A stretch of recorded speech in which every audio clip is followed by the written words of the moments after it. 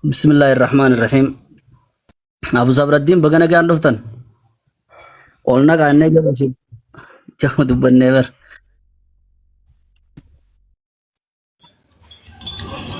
أيه.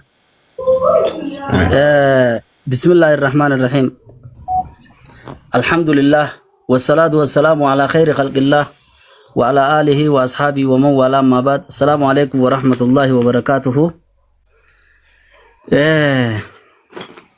duraan dursinee warri as keessa jirtanii fi akkasumas ka gubbaa jirtanii fi ka jala jirtanii eegaan isinirra salaamadhee booda dhimmichi gabaasa isaa obboleessa keenya Sheennaa Sirrirraa dhagiyaa turre dhimmicha jabaadhaa fi dhimmicha yaachisaadha. Akka yaachisaadha. Asirratti qabxii sadii moo afuriin dubbachuu barbaada. Tokkoffaa wanni akkanaatu ni jechuudha. Amma duraas ittuma fuftee jirti, ammaas ittuma fufti, boruus ittuma fufti. Akkuma amma obboleessi keenya Abuu Sabrattiin dubbatan miciyyoon shamarreedhaa takkalleen karaa Liibiyaadhaa jemmoo kana keessaa Lubnaan immoo hin beekne karas jirti jedhanii isiilleen waan hin taane nabii keenya irratti alayhi salaatu wassalaam dubbachaa turte waan kana irratti hin dhaamsa dubbachuu barbaadi. Wanni kuni odoonii fi nabiin keenya jiru alayhi salaatu wassalaam eegaltee ilaa isa boodaas ilaa qiyaamaadhaas ittuma fuftii jechuudha. Maaliif fi haayannu wanni isiidhaa fi namni kun yogguunii fi nabii jecha caalaa san dhiisi islaamummaa caaltuu tana dhiisi namumaa yogguunii fi arrabsu namni tanuma ifii tana ofirraa kanna malee wahuma garaasaa jiru as kanna malee waan kaan sanii miti jechuudha. San namni wasaqummaa isaatii fi najisummaa isaa waan silaa jalaan gatta'an afaaniin gatta'uu ka barbaadu hedduudhaa jira. Kofrummaa isaa dirree baafachuudhaa fi imtihaan ammaas gama biraatiin qormaata nuufillee eenyutu waan kanatti jaalataa, eenyutu waan kana deeggara, eenyutu hin deeggarre, eenyu harkaan yoo danda'e deemsisaa, yoo nefis harkaan dadhabe arrabaan eenyu deemsisaa, yoo nefis hin dadhabe qalbiidhaan eenyu jibbaa fi kan hin jibbine adda baasu nuufillee qormaataa jechuu wanni kana tanaan jechuu barbaada. Ammoo nabiyyis ta'e alayhi salaatu wassalaami ka nabii boodarraayis ta'e ka hattaa ka zabana kanaallee ka arrabsan waa takka akka irraan irreefne abbichi arrabse arrabni isaa isuma deebi'e akka ta'e hubadhaadhaan jechuu barbaade. Qabxiin takka tana faadhaataniin dubbachuu barbaade joolloota keenya kan biyya baqaa keessa jiran ka tarkaanfii san fudhatan kan gurra keenyallee nu tasgabbeessanii qalbii teenya nu tasgabbeessanii bargaa nama ammuma baroodee utaalee bar hin agarre dhaadannoodhaa fi waa hunda keessatti gosa sannumaa hin agarre jechuudha. Nama san yeroo sanitti qalamni manaa isa duubaa mul'atu kan yeroo inni barooduutii fi kan yeroo inni marratuutis tokkuma jechuudha. Sa'aanis sa'uma takka jechuudha. Obboleeyyan keenya san mujaahidtoota keessa rabbi isinii haa lakkaa'u waan bareedduudha dalaydanii jechuudhaan galatoonfachuu barbaada.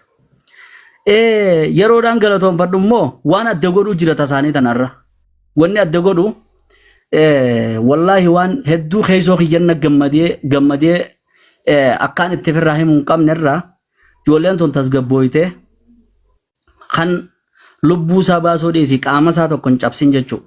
Humna isaa takka kan hin balleessin qabanii seeraa dhiheessuu san baay'een itti gammade. Maaliif jennaan shari'aa islaamaa keessatti masaalihaa fi mafaasidee jedhanii ilaalan. Waan takka guunii fi gootu bu'aa waan sanirraa dhufuu fi kasaaraa waan sanirraa dhufu.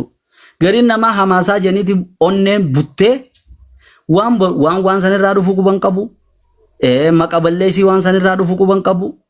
Arraan tana nuti harka laachuu ni geenye hin geenye sadarkaa muslimni arrarra jiru hoo sadarkaa akkamii jechuun laalu akkanatti gamanaa fi gamanattiif cufeetuma akkanuma utaala jechuudha. Arra ijoolleen tun duuba hikmaadhaan waan san qabdii akkasitti naamusa goosisuu san dabalataan hin galatoonfadhee jechuu qabxiin lammaffaadha tana. Qabxiin sadaffaadha. Joolloota keenya kan viidiyoo sun waraabii asirra dhiyeessu. Hadaraa waan kana qaceelloon naa dhaggeeffadha. Warra waan gurratti dhagahuun tolle. Waan jecha fokkotaasan jechuudha. Jala ta'anii isaan niyyaan isaanii gaariidha. Booyaa fa'a imimmaan imimmaan gallakkisaa faada booyaa jechuudha. Waan san isaan dhaggeeffatan jechuudha. Maal niyyaan isaanii bar kunoo namni kun nabiyyi keenyaan akkana je'ee akkamitti ustanii jechuudha yaadni isaanii. Laakiin ammoo akka shari'aa islaamaatti dhoorka. Arraba Nabi Muhammad alayhi salatu wassalaam sheer godhuun dhoorka.